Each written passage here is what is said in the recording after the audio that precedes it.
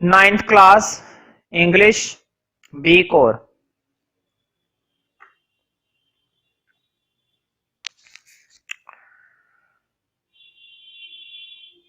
तो देखो बहुत ही बढ़िया पोएम थी 10th पोएम अपनी, a slumber did my spirit seal. एक व्यक्ति जिसकी प्रेमिका मर चुकी है, लेकिन वो बंदा इस सच्चाई को मानने के लिए बिल्कुल भी तैयार नहीं है। मत माने, हमारा क्या जा रहा है, तू भी मर जा उसके साथ, है कि नहीं भाई? सीधी बात है, इतना प्यार करता है तो मर जा, भारत का कल्याण हो जाएगा थोड़ा, है ना। तो विलियम वर्ड्सवर्थ ने ये फालतू की पोएम लिखी जिसका हमें बहुत खुशी है, अपना टाइम वेस्ट करा इन्होंने। तो समय आ गया है कि अब हम इसके क्या देखें, कुछ short answer type questions. What happened to the poet beloved. Beloved मतलब उसकी प्रेमिका। तो जो कवि की प्रेमिका है, मतलब जो व्यक्ति यहाँ पर बताया गया है, जो पात्र है इस पोयम का, जो मेन कैरेक्टर है, जो कि खुद पोएट है, तो उसकी जो प्रेमिका है उसके साथ क्या हुआ, व्हाट हैपन, कुछ गलत हुआ क्या? बिल्कुल, मर गई वो, है ना। हालांकि खुशी की बात है, मन में लड्डू फूट रहे हैं, दूसरी प्रेमिका बनाएगा, ठीक है, लेकिन नाटक तो करना पड़ता है, क्या करें। तो आंसर देखते हैं आखिर उसके साथ हुआ क्या। The poet beloved was dead, निबट चुकी है भाई। अच्छा भाई, एक ना एक दिन तो दुनिया से जाना ही है हर एक इंसान को, है ना। इसकी प्रेमिका चली गई, अच्छी बात है ना, इसमें दुख वाली बात नहीं है, सच्चाई यही है, भगवान ने उसे बुलाया और वो भागी चली गई।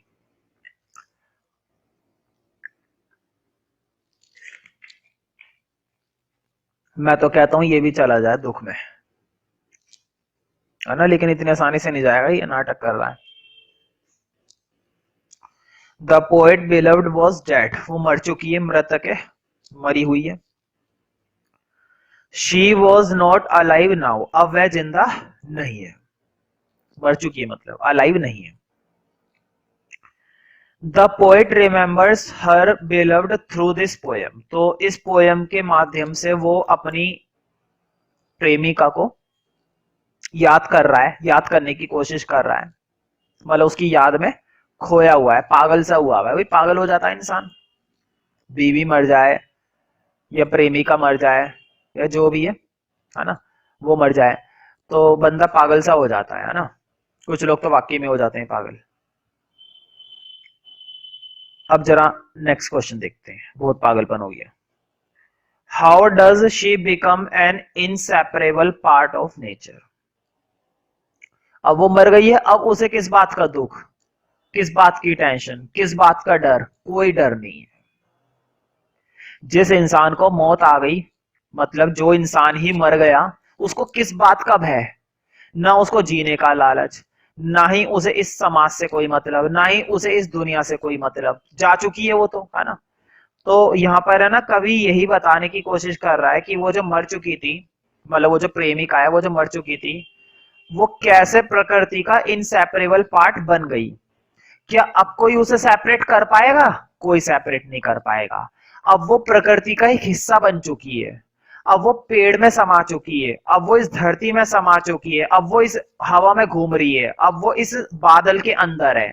अब उसे प्रकृति से खुद भगवान भी अलग नहीं कर सकता, क्योंकि भगवान ज्यादा से ज्यादा क्या कर सकता था, भगवान ज्यादा से ज्यादा उसकी जान ले सकता था, बस। अब वो नेचर का क्या बन चुकी है, इनसेपरेबल पार्ट बन चुकी है। इनसेपरेबल मतलब अब उसको कोई माइका लाल सेपरेट नहीं कर सकता, कोई उसे इस प्रकृति से अलग नहीं कर सकता। वो उस प्रकृति में मिल चुकी है और वो नेचर में मिल चुकी है और नेचर उसमें मिल चुका है। It can not be separable, ठीक है, तो इसको हम सेपरेट नहीं कर सकते। तो देखो यहां पर कवि ने बहुत बड़ी बात बोल दी, ठीक है। अब जरा आंसर देखते हैं। She becomes an integral part of nature. Integral का मतलब होता है अहम, इंटीग्रल का मतलब होता है महत्वपूर्ण। तो अब वो प्रकृति का एक अहम हिस्सा बन चुकी है, क्यों? क्योंकि पहले वो जिंदा थी, लेकिन अब वो मर चुकी है, और मरने के बाद तो, है कि नहीं, कोई किसी की नहीं सुनता, ठीक है।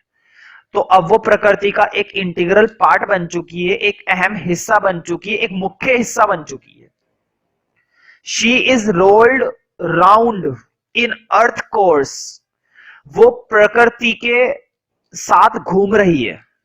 जिस तरह से पृथ्वी घूमती है, धरती चक्कर लगाती है, पेड़ों का जीवन चलता है, सूरज की किरणें आती है, हवा घूमती है, बादल घूमते हैं, वर्षा होती है, बिल्कुल इन सब के साथ उसकी प्रेमिका मिल चुकी है। अब वो प्रेमिका को कोई नहीं रोक सकता। She is rolled round in earth course with rocks, stones and trees. तो वो घूम रही है धरती के उस नॉर्मल प्रवाह के साथ, जैसे कि चट्टाने होती हैं, पत्थर होते हैं, एंड ट्रीज। समझ रहे हो ना? इस धरती पर हर वो चीज, इस धरती पर, इस पृथ्वी पर हर वो चीज जिस पर किसी का कोई जोर नहीं है, हर उस चीज के साथ कौन मिल चुकी है? उसकी खुद की प्रेमिका, है कि नहीं? तो ये पागल हो गया है, पागलपंती में क्या क्या बोले चला जा रहा है, इसे खुद नहीं पता है ना? नहीं, ऐसा नहीं है। उसकी बातों को गहराई से समझो कि वो कहना क्या चाह रहा है। उसका मन ये बात मानने को तैयार नहीं है कि मेरी प्रेमिका मर चुकी है। वो ये कह रहा है मेरी प्रेमिका जिंदा है अभी, वो इस हवा के अंदर है, वो इस धरती के अंदर है, वो इस पेड़ के अंदर है, वो सूरज की किरणों में है। पागल है ना? नेक्स्ट क्वेश्चन देखते हैं, तो ऐसे करता रहेगा। How will time not affect the poet beloved? ये लो, मुझे बताओ, तुमने हर एक बुजुर्ग आदमी से, हर व्यक्ति से ये बात जरूर सुनी होगी कि समय सबसे ज्यादा ताकतवर होता है। कभी भी इंसान को ज्यादा नहीं बोलना चाहिए, क्योंकि उससे भी बढ़कर एक ताकत है इस दुनिया में, वो है समय। समय कब बदलेगा? समय इंसान का कब बदलेगा? कब वो ऊंचाई से नीचे गिर जाएगा और कब नीचे गिरा हुआ बंदा ऊंचाई पर पहुंच जाएगा, ये कोई नहीं कह सकता, कोई भी नहीं कह सकता, वो खुद नहीं कह सकता। तो समय सबसे ज्यादा इंपॉर्टेंट होता है। हर एक इंसान को उस समय के अधीन रहकर काम करना चाहिए, ना कि समय से बढ़कर काम करना चाहिए, ठीक है। तो यहां पर क्वेश्चन ये है, how will time not affect the poet beloved? इसने समय को भी मात दे दी, इस पोएट ने समय को भी मात दे दी। ये क्या कह रहा है? आप ही कैसे कहेंगे कि समय उसकी प्रेमिका का कुछ नहीं बिगाड़ पाएगा? बताओ, तुम्हें मालूम है ना, समय इतना ताकतवर है, किसी को भी कुछ भी करके दिखा देगा। लेकिन यहां पर पोएट ने क्या बोल दिया? अब समय भी उसकी प्रेमिका का कुछ नहीं बिगाड़ सकता। हाउ टाइम नॉट अफेक्ट, मतलब उसकी प्रेमिका पर समय का भी कोई असर नहीं होना। क्यों नहीं होना? क्यों? क्योंकि बेचारी वो तो मर चुकी है, उसका क्या बिगाड़ेगा कोई जिसका खुद सब कुछ बिगड़ गया, ठीक है। वो तो मृतक है। समय जीवन पर प्रभाव डालता है, मृत्यु पर प्रभाव नहीं डालता समय। मृत्यु ही तो सबसे बड़ा समय का खेल है ना? ज्यादा ही गहराई में चला गया मैं, छोड़ो इन सबको, है ना।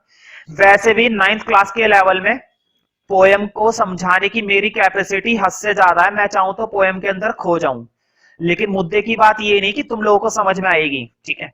शायद तुम लोगों को कुछ बातें समझ में भी ना आए पोएम में कि मैं क्या बोले चला जा रहा हूं, है ना। क्योंकि पोएट की जो सोच होती है वो नॉर्मल जीवन से बिल्कुल हटकर होती है। वो क्या लिख रहा है, उस बात के पीछे बहुत सारे रीजन होते हैं, बहुत सारे कारण होते हैं, और बहुत सारी एक्सप्लेनेशन होती है। और बहुत सारी एक्सप्लेनेशन ऐसी होती है जो तुम्हें समझ में आएगी भी नहीं, मुझे खुद नहीं आएगी, ठीक है। लेकिन फिर भी मैं काफी हद तक कोशिश करता हूं कि 9th क्लास के अंदर भी मैं पोएम को बहुत ही सिंपल करके समझाने की कोशिश करूं, थोड़ा फनी वे में समझाता हूं, ताकि टिपिकल से टिपिकल पोएम इजी बन जाए। ये पोएम मैं कह जरूर रहा हूं फालतू की, लेकिन इस पोएम की गहराई को समझो। एक बंदा ऐसा है जिसकी प्रेमिका मर चुकी है, लेकिन वो ये बात मानने को तैयार नहीं है कि मेरी प्रेमिका मर चुकी है। और वो कैसे पागल हो गया है? वो ये पागल हो गया है कि मेरी प्रेमिका जिंदा है, वो इस धरती के साथ घूम रही है, वो इस चांद तारों में है, वो वर्षा में है, वो पेड़ों के अंदर है। बताओ, हमें तो ये बेवकूफ बनती लग रही है, लेकिन जरा उसके दिल से पूछो वो कितना पागल हो गया होगा ना। ऐसे पागलों के लिए पागल खाने बनाए जाते हैं, ना कि पोएम लिखी जाती है ना। चलो खैर, अब जरा आंसर देखते हैं कि कैसे समय उसकी प्रेमिका का कुछ भी बिगाड़ नहीं पाएगा। समय नहीं बिगाड़ सकता ना। समय क्यों नहीं बिगाड़ सकता? क्योंकि उसकी प्रेमिका मृतक है, मर चुकी है, dead. The poet beloved is dead. तो पोएट की जो प्रेमिका है वो डेड है, मतलब कि मरी हुई है, मृतक है। बत्तख नहीं, मृतक। मृतक मतलब मरी हुई। And a dead thing becomes immortal. और जो मरी हुई चीजें होती हैं, मतलब जो मृतक वस्तुएं होती हैं, वो इमोर्टल होती हैं। इमोर्टल मतलब नाशवान होती हैं। इनका कोई भी नाश नहीं कर सकता, क्योंकि बेचारी जान ही नहीं है इसमें, इसका क्या नाश होगा। ठीक है, डेड थिंग बिकम्स इमोर्टल, नाशवान। It is a universally accepted fact that immortality is not affected by time. ये तो एक सार्वभौमिक माना जाने वाला सत्य है कि जो इमोर्टेलिटी होती है, मतलब जो मृतक चीजें हैं, उस पर समय का कोई असर नहीं होता। क्योंकि समय केवल उस चीज को सबक सिखाता है जिसमें जीवन होता है, उस चीज को सबक नहीं सिखाता जिसमें जीवन नहीं है। और द फिजिकली वर्ल्ड, ठीक है, वो फिजिकल वर्ल्ड पर कोई असर नहीं दिखाएगा। समय का खेल किसके लिए है? समय का खेल हर उस चीज के लिए जिसमें क्या है, जीवन है। और समय का खेल उस पर कोई असर नहीं होगा जिसमें कोई जीवन है ही नहीं। तो इसकी जो प्रेमिका है वो तो मर चुकी है, उस पर समय का कोई असर नहीं होने वाला। शी कैन नॉट हियर और सी, ना तो वो सुन सकती है ना ही वो देख सकती है। वैसे भी जितनी भी प्रेमिका होती हैं, चाहे वो जिंदा हो चाहे वो मरी हुई हो, ना तो वो किसी की सुनती हैं और ना ही वो किसी को देखती हैं। वो सुनाती हैं और दिखाती हैं एक से एक। ठीक है, she has gone beyond the physical world. वो इस भौतिक दुनिया से बहुत ही दूर जा चुकी है। अब उसका इस भौतिक दुनिया से कोई लेना देना नहीं है।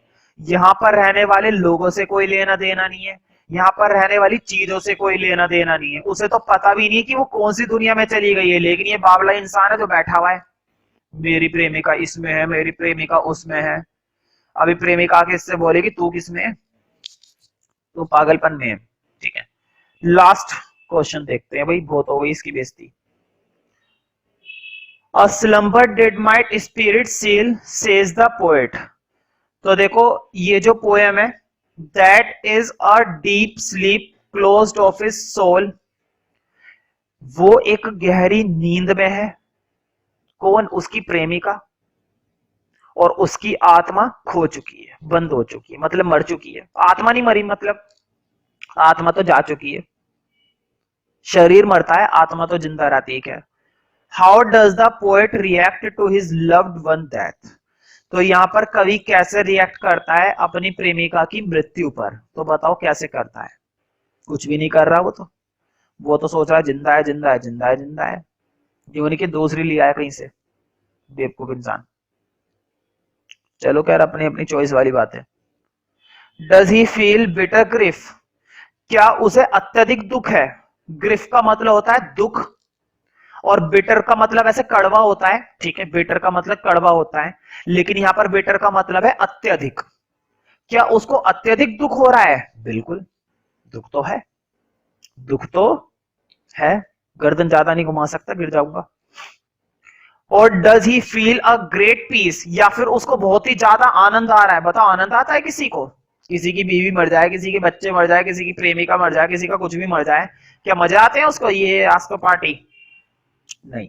दुश्मन के मरने पर भी कई बार दुख आ जाता है, ये तो फिर उसकी प्रेमिका है। ठीक है, तो पीस तो कहीं से भी नहीं है, उसको शांति नहीं मिल रही है, बल्कि वो अशांत हो चुका है, वो शॉक्ड हो चुका है, पागल हो चुका है। पागलपन समझते हो ना जो तुम हो। Poet was shocked and surprised at the death of his loved one. Poet चौंका हुआ है, आश्चर्यचकित है, हैरान है। एंड सरप्राइज्ड, वही चौंक गया है। At the death of his loved one, उसकी प्रेमिका की मृत्यु होने पर। ठीक है भाई, दुख होता है अचानक से। अगर तुम्हें पता चले कि कोई भी तुम्हारा अपना मर गया है, कोई भी अपना ना, बुरा मत मानना, तो दुख होता है, हर किसी को दुख होता है, मुझको होता है, तुमको होता है, सबको होता है। ही फेल्ट बिटर ग्रिफ, उसे अत्यधिक दुख महसूस हो रहा है। ग्रिफ का मतलब दुख और बिटर का मतलब अत्यधिक, पागल हुआ है, अंदर से हिल चुका है। Death does not make anyone feel good, जो मृत्यु होती है वो किसी को भी अच्छा महसूस नहीं कराती है। किसी की भी मृत्यु से किसी को भी अच्छा महसूस नहीं होता, चाहे वो किसी अपने की हो, चाहे वो किसी दुश्मन की हो।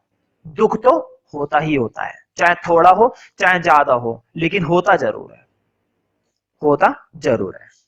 It is always associated with the misery and pain, ये हमेशा दुख से जुड़ा हुआ होता है। किसी की भी मृत्यु किससे जुड़ी हुई होती है? दुख से। माइजरी, माइजरी का मतलब होता है बुरा, है ना, बुराई से जुड़ी हुई है। पेन, दर्द से जुड़ी हुई। माइजरी का मतलब तुम दुख भी लगा सकते हो, है ना, परेशानी से जुड़ा हुआ है।